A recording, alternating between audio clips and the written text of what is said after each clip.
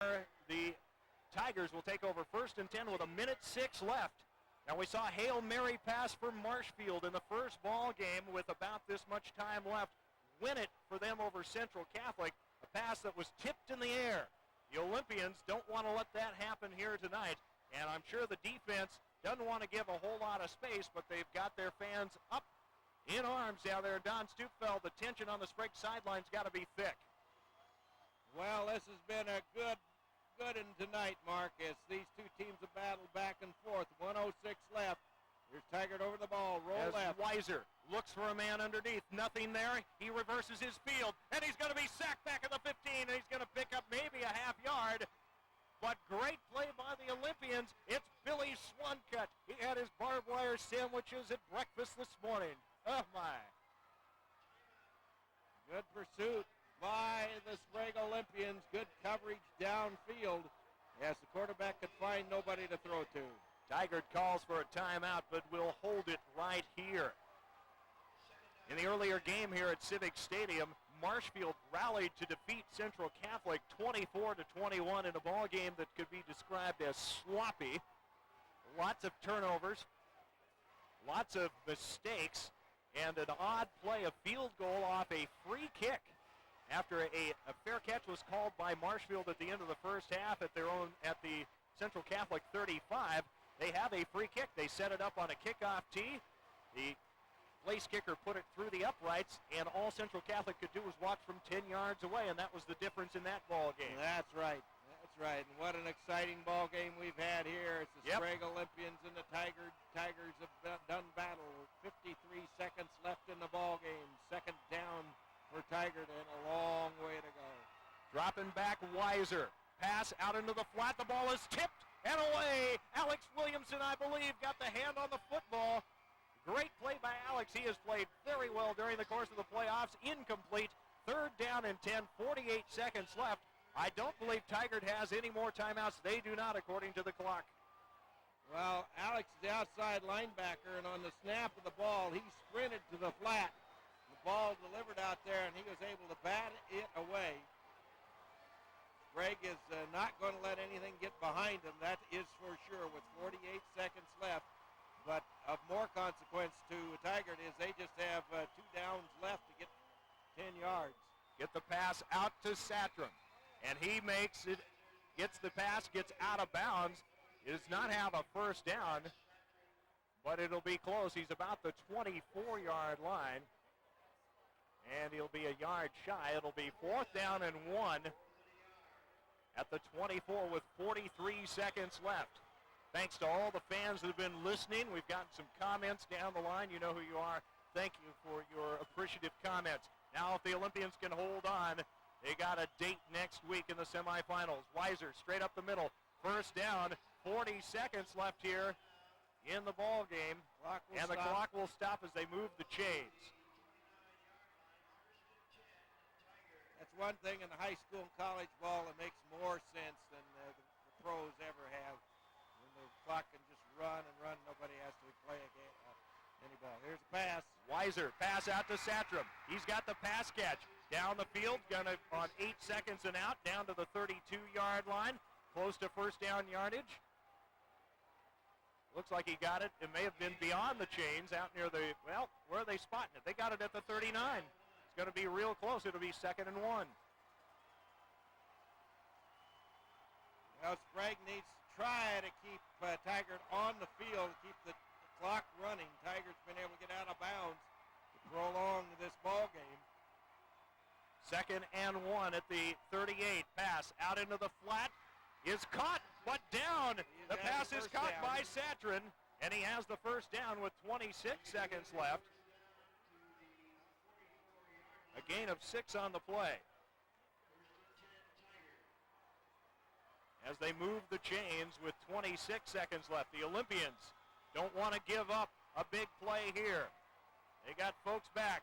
Weiser, pass out into the flat, caught by Satran. He stays in bounds with the 17 seconds left, and he's got to get up over the football in a hurry. He got hurt bad. Satran hit by Jackson, down to 10 seconds left. He may ground this ball with first down and it's 2nd down. It's fumbled. And it's fumbled.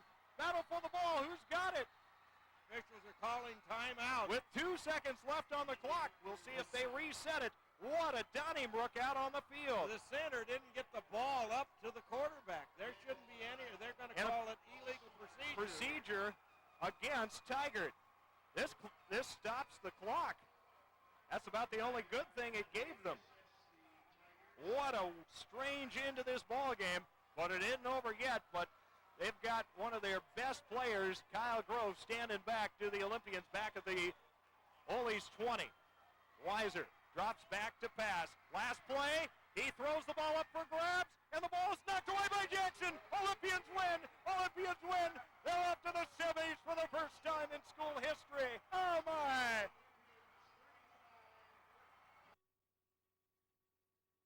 Ryan Peterson, Ryan, a slow start for the Olympians in that first quarter. Tigard, everything going their way, but the ball game turned around in the second quarter. What was the difference for the Olympians? Well, we knew it was going to be a back-and-forth ball game, and we knew at one point during the game we were going to be down, and we were going to have to come back and make a big play and change the momentum on our side, and we did that. You were involved in a lot of big plays for the Olympians, but one of the biggest of the game, the big touchdown by Marcus Ward. Yeah, that play we didn't practice the whole week. We just threw it up at halftime, and Marcus just ran down the middle of the field, and the bootleg play, and Mike just hit him. Threw it on a dime. It took the Sprague defense to clinch the ball game in the end, and they had an outstanding offensive team, but you guys able to make some big plays on some fourth downs. Yeah, Weiser, Fry, Ryan Brown, they're all great athletes, and we knew it was going to be tough, and we matched up pretty well because we have good athletes too, and we knew it was just going to come down to whoever scores the last point. Congratulations. Best of luck next week. Thank you. And as you can see, the Sprague Olympians having a good time enjoying this, and they certainly should. Marcus Ward, big play. Tell us about that touchdown run, 85 yards. I don't know. That was just unbelievable. That was a long way. We didn't run that play all year, and Coach Hill just drew it up, and they saw they weren't guarding the middle of the field. And Mike just threw a perfect ball right over the guy's fingertips, and I just caught it and ran. Talk a little bit about the performance by Mike DeMunis. Huge game for him, hitting some key plays when the Sprague Olympians needed to. He's been performing all year long. I mean, McKay game, he stepped up and threw almost 500 yards, and he just throws the ball really well, makes good reads, and he throws the ball right where it's supposed to be. So he's doing a real good job. A lot of running backs for the Sprague Olympian team, and everyone contributed tonight. Yeah, we're so deep. We're really, really deep in our running backs. Josh Jackson, I mean, he didn't have the greatest game he's ever had, but he ran well. Landon Ross, Scotty Nelson, all those guys just ran really well. Zach Newman blocking and running well, and just everybody, our whole offensive running backs, just PD, and everybody's doing a really good job.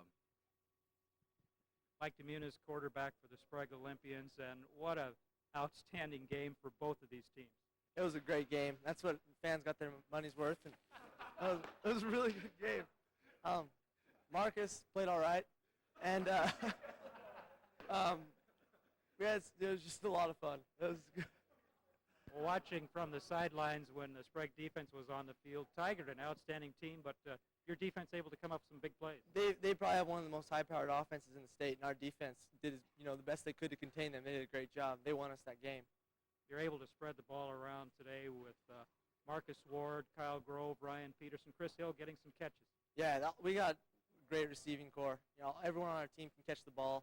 And that one we threw to Marcus, coaches just made that up on the sidelines, so everything was clicking.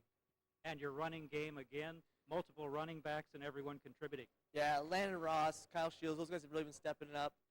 Scotty Nelson, Josh Jackson, Zach Newman, they keep running hard. Everyone's just doing their job. The Sprague Olympians, you've been together a long time. This has to be a great feeling to reach this point. We've been talking about this, since we were in 7th, 6th grade. So this is really fun, paying off. Art Lushenko, defensive coordinator, and what an outstanding ball game by both teams right down to the last few seconds. The Sprague defense having to step up at the end to save the game.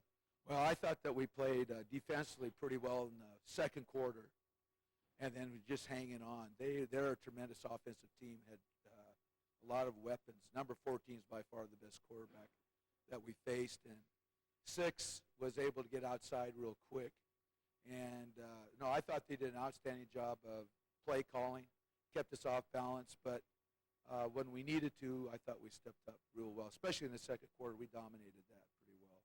Fourth down near the end of the ball game, you had to stop them. I think it was Ryan Peterson came up with a big tackle. Yeah, we went to what we call our 30 defense, which is sort of a prevent kind of thing that we used a bit against McKay and other teams. And the quarterback was holding the ball. That's what we needed to have. We couldn't tackle him, so we needed to have him hold the ball a little bit. And he started running around, and Ryan was able to pick up the ball. He and Newman played real well back in our secondary, and then Chad Boyd had some tremendous hits, just tremendous hits. Well, defense, everybody says wins championships, and the Sprague defense stepped up tonight. Well, we told our kids at the beginning of the playoffs, people pay to see the offense, but it's defense that does it. And our goal is to be, I'll be quite frank about it, we want to be the best defense in the playoffs. And we gave up quite a few points tonight, but when we had to step it up, we did, and I was real proud of our kids. Coach Robin Hill, and you can't find a much more exciting ball game than tonight's. Huge plays by both teams. Well, I don't think anyone asked for their money back anyway tonight. That was one of the most exciting games I've been a part of in all my years of coaching. Just proud of the kids for dealing with the adversity, not giving up when they got down 14-0. I'm sure a lot of people were going, oh, here we go. But, the 4 quarters is a long time to play the game. And I just knew that if we could get past that first little piece of adversity that we fought, that I knew our kids would come up with some plays, and I knew if they hung together that positive things would happen. What did you talk about after that first quarter? Everything going Tigard's way, but the second quarter was all Sprague, 28 consecutive points. No, that was huge. We had a lot of big plays on both sides of the ball. I just told our kids, hey, just relax and just play the game. Everyone was pretty tight and nervous about being in a game that was this important. And once we started playing, everyone relaxed and got a couple good hits in. The flow kind of went our way that whole second quarter. Mike DeMunis, outstanding ball game again. He threw some really nice passes, and he came up with some big plays. That pass to Marcus in the third quarter was a beautiful pass, and then Marcus, of course, did an outstanding job of, I think that's probably the longest he's ever run in his life for that big body of his, but that was huge. Your running backs again. It paid off to have so many versatile backs back there to carry the ball. Yeah, Josh probably didn't have his highlight game, but he came up with some key runs that enabled us to keep the chains moving. And then probably the person I thought Scotty Nelson and Landon Ross in that fourth quarter, when we needed to get a couple first downs to keep the clock running, ran some tough, hard-nosed runs that I thought were really big. The defense gave up some points, but they came up big when it counted. Well, it's pretty tough when you have a team like Tigard with all the weapons they have. I thought our defense did a great job. Yeah, they gave up some points, but, if you look at how many points that team has scored over the course of the season, we held them below their average, so that's not too bad. The kicking game again in Sprague's favor. Points after, very important in this ball game. Oh, yeah, and Garrett's pretty solid, and we got a nice two-point play when Ryan threw it to Marcus again. And all those things add up, and especially in a two-point game, every little bit helps. All kinds of talent on the Sprague Olympian team, but still you were the underdog here tonight. The team seems to respond very well to that. Yeah, and we do. I think we have as much talent as anyone in the state. Problem is, when you haven't been into the semifinals or won state championships in the last 3 or 4 years, it's something you have to earn. And so, hopefully in the years to come, people will say, well, geez, you got to look out for Sprague. But right now, we're just at a point now where we're trying to earn that respect.